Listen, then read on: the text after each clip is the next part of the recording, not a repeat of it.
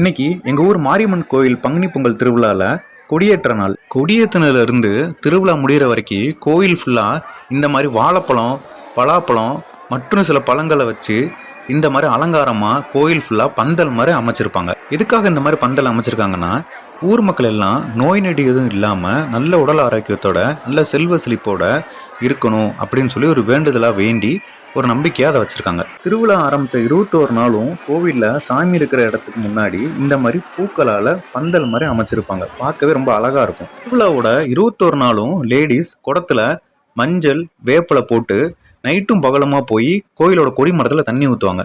மாரியாத்தாவோட மனசை குளிர்விக்கவும் மழை வேண்டியும் இதை பண்றாங்க.